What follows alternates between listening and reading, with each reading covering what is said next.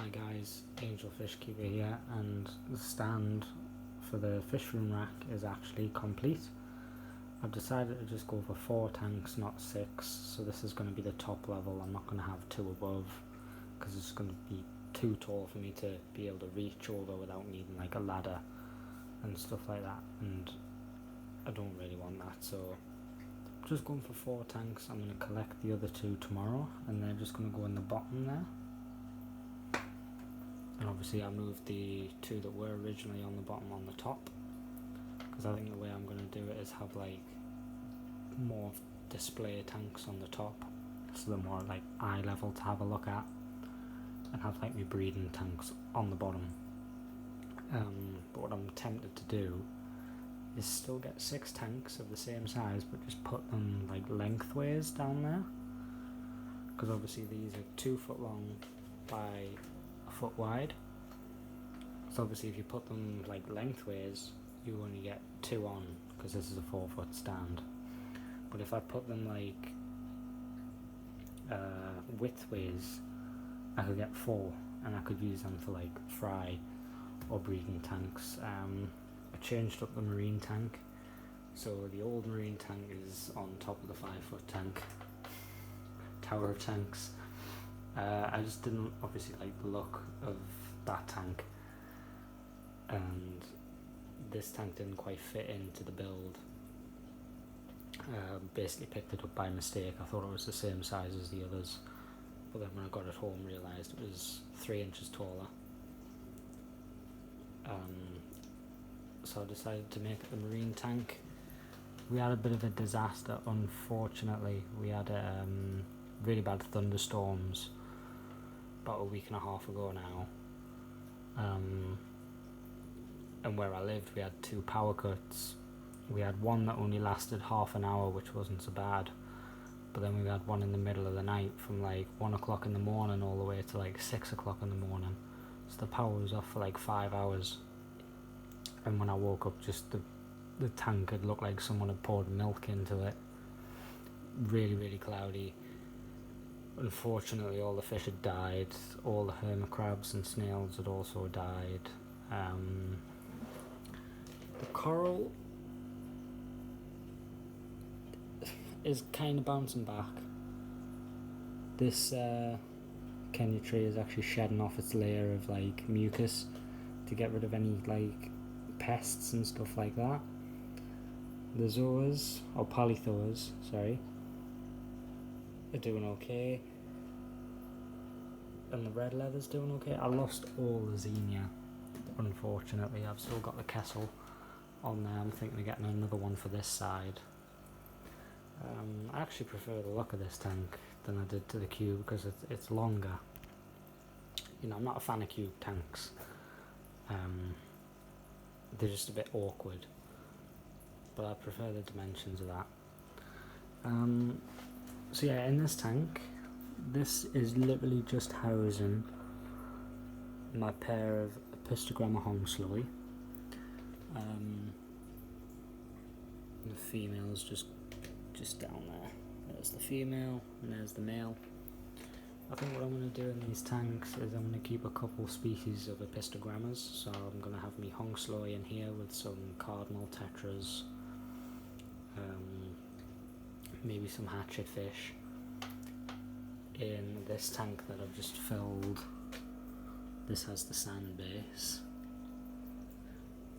all running off sponge filters, and they're just running off a big air pump that has 4 outlets, but you can run basically 2 tanks off each outlet.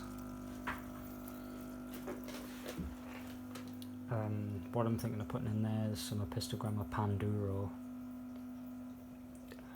or Epistogramma McMasteri. I might get both actually. I might just get the Panduro for that tank, McMasteri for a tank on the bottom, and then I'll leave a tank just bare, either for raising my angelfish fry or me Episto fry. I don't know, just like either a hospital or quarantine tank. I'll keep 1 tank empty which is why it's kind of making me want to go for 4 along the bottom and just put them on the ends. So instead of being like 2 2-foot tanks, I'll have 4 2-foot tanks, but it'll be only a foot and then goes 2 foot back, and then it'll be the same all the way across. The 100 litre, you can't really see it, is being drained, because obviously there's nothing in here at all. You can't really see, nothing really in that. And then we've got the 240 litre aquarium, which is doing really well. I'm just getting a bit sick of the sand because I keep forgetting to turn the lights off. So in here obviously we've got me 9 angelfish. I just did a huge water change on them today. It was like 55% to trigger them in the breeding, and they've already started cleaning, or one pair started cleaning the leaves of the Amazon swords. So I'm hoping to get some eggs. Still haven't found the female Epistogramma agassizi, so it leads me to believe that I just have the male in here now. This Sterigine rebens has grown really well since first getting it. This was actually in a tiny little pot. It was just one of those Tropica 1-2 grow pots, just one pot, and there was like 4 strands inside it, and it's grown into this big bushy carpet. There is a bit of black algae on it still, but that's my fault. Every time it goes away, I keep forgetting to turn the lights off and it comes back. But I've just got it grown in sand. It's just normal aquarium sand. There's no root tabs in it or anything. I literally just feed Easy Life's Profito, which is a liquid fertilizer that you put in once a week, and then I use the Easy Life's Easy Carbo, which is a daily CO2 liquid dose, and you just put that in daily. The Cryptocorine Wendy Green is doing also very, very well. Hasn't melted, which is what I was afraid it might have done, but it hasn't. And that's actually grown like crazy since I got it. That was just one pot as well. And that's another one of my favourite plants for a higher temperature tank, because they tend to do a lot better. And then obviously the rest is just narrow-leaf Java fern and some regular Java fern. All the neons are fine. All the angels are fine. All the autos are fine. And now, since speaking about it, I can't even find the male Epistogramma. He was literally just out before I started.